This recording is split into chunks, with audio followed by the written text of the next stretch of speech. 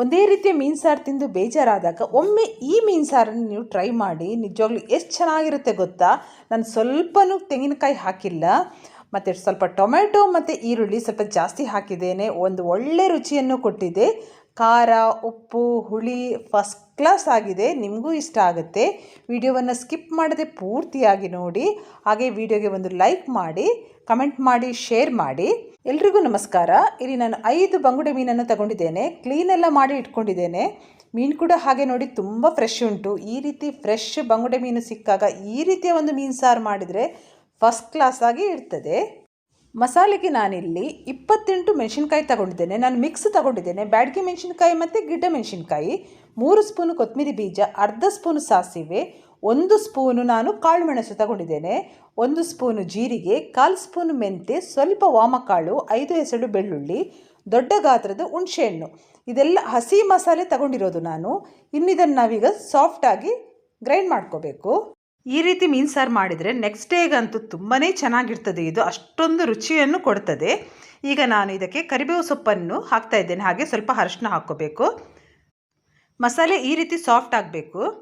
ಈಗ ನೋಡಿ, ಒಂದು ಮಣ್ಣಿನ ಪಾತ್ರೆ ಇಟ್ಟಿದ್ದೇನೆ. ಅದಕ್ಕೆ ಸ್ವಲ್ಪ ಕೊಬ್ಬರಿ ಎಣ್ಣೆ ಹಾಕ್ಕೊಳ್ತಾ ಇದ್ದೇನೆ. ಇದನ್ನು ಸ್ವಲ್ಪ ಈ ರೀತಿ ಸರಿಯಾಗಿ ನಾವು ಈ ರೀತಿ ಸ್ಪ್ರೆಡ್ ಮಾಡ್ಕೋಬೇಕು.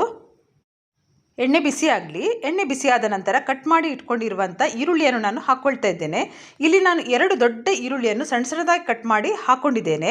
ಹಾಗೆ ಈಗ ಇದಕ್ಕೆ ಹಸಿಮೆಣಸಿನ್ಕಾಯಿ ಶುಂಠಿಯನ್ನು ಹಾಕ್ತಾ ಇದ್ದೇನೆ. ಸಣ್ಣ ಸಣ್ಣದಾಗಿ ಕಟ್ ಮಾಡ್ಕೋಬೇಕು. ಈಗ ಸ್ವಲ್ಪ ಕರಿಬೇವು ಸೊಪ್ಪು, 1 ಎಸಳು ಕರಿಬೇವು ಸೊಪ್ಪನ್ನು ಹಾಕಿ ಇನ್ನು ಇದನ್ನು ಸರಿಯಾಗಿ ನಾವು ಫ್ರೈ ಮಾಡ್ಕೊಳ್ಬೇಕು. ಈರುಳ್ಳಿ ಹಸಿ ಸ್ಮೆಲ್ ಹೋದ ನಂತರ ನಾನು ಕಟ್ ಮಾಡಿ ಇಟ್ಕೊಂಡಿರುವ 2 ಟೊಮೆಟೊವನ್ನು ಹಾಕ್ಕೊಂಡಿದ್ದೇನೆ. ಸಣ್ಣ ಸಣ್ಣದಾಗಿ ಕಟ್ ಮಾಡ್ಕೋಬೇಕು.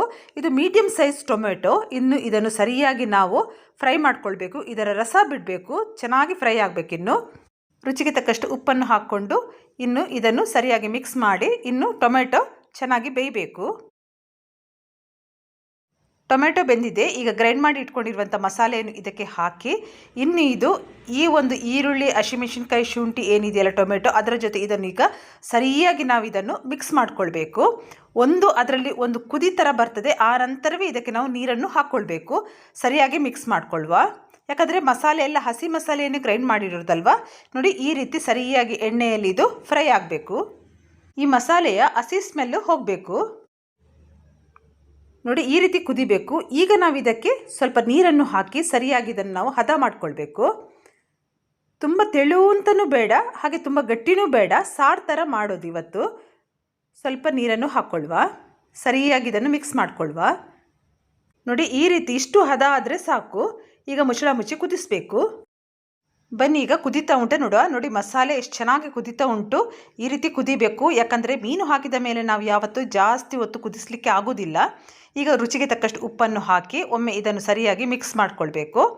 ಉಪ್ಪು, ಹುಳಿ, ಖಾರ ಕರೆಕ್ಟಾಗಿ ಇರಬೇಕು. ಒಂದು ಬಹಳ ರುಚಿಯಾದ ಒಂದು ಬಂಗುಡೆ ಮೀನಿನ ಸಾರು ಇದು. ಸ್ವಲ್ಪನೂ ತೆಂಗಿನಕಾಯಿ ಹಾಕಿಲ್ಲ.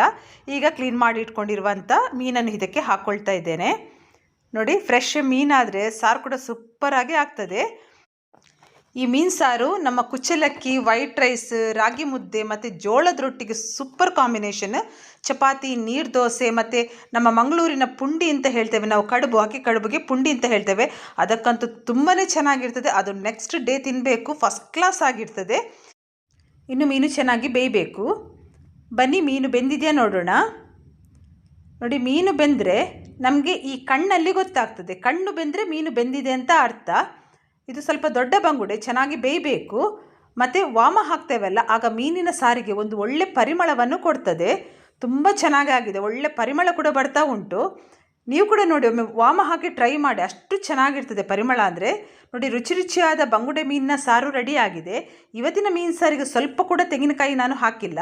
ಕೆಲವರು ತೆಂಗಿನಕಾಯಿ ಹಾಕಿದ ಮೀನು ಸಾರು ಇಷ್ಟಪಡಲ್ಲ. ಅಂಥವರು ಈ ರೀತಿ ಒಂದು ಮೀನು ಸಾರು ಮಾಡಿ ತಿಂದರೆ ಖಂಡಿತ ಪದೇ ಪದೇ ಮಾಡ್ತೀರಿ, ಅದಂತೂ ಗ್ಯಾರಂಟಿ.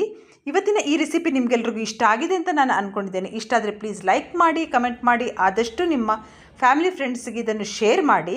ಯಾರೆಲ್ಲ ನನ್ನ ಯೂಟ್ಯೂಬ್ ಚಾನಲ್ನ ಸಬ್ಸ್ಕ್ರೈಬ್ ಮಾಡಿಲ್ವೋ ಪ್ಲೀಸ್ ಸಬ್ಸ್ಕ್ರೈಬ್ ಮಾಡಿ, ನನಗೆ ಸಪೋರ್ಟ್ ಮಾಡಿ. ಎಲ್ಲರಿಗೂ ಧನ್ಯವಾದಗಳು.